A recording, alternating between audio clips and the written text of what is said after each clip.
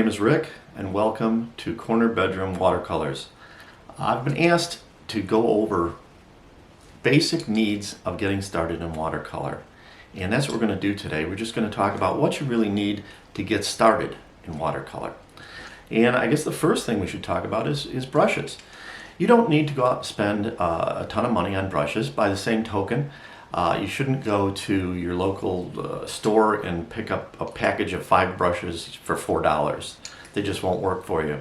So what we're going to go over right now is the types of brushes I think you should use to get started. First one is a brush that looks like this. It's called a hake, but any kind of like 1.5-inch brush that will hold water will work for you. Next type of brush is a flat brush. This one happens to be about 1/2 inch long. And flat brushes are good for drawing thin lines and also for putting large areas of paint on the paper. Next, simple round brush. Round brushes have a nice point here. This one happens to be about 1 inch long.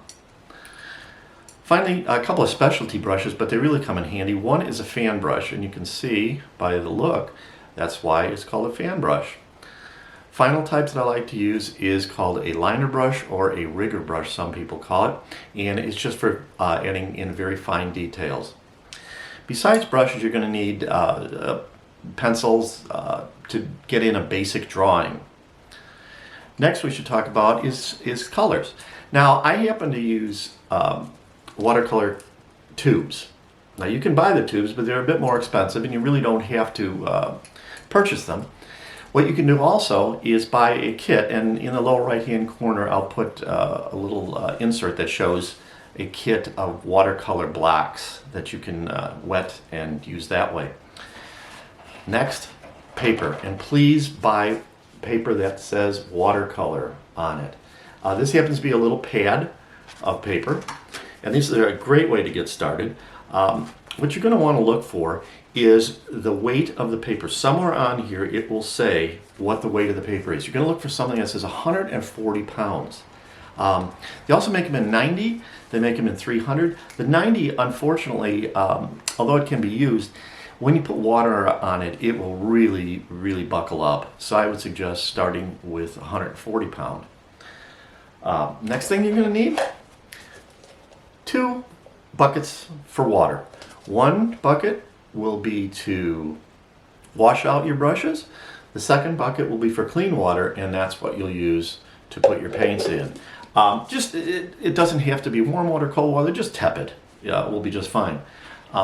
Next, I would suggest just some rag. Just any old kind of rag that you've got that you can blot off your brushes on. Finally, you're going to need something to mix your paints on. Now, I happen to have a palette that looks like this, but you could use anything. The only thing I would suggest is make sure it's white. That way you can see the colors you're actually mixing. Finally, a little spray bottle that contains water, and this is just used for certain effects. It really is a nice thing to have.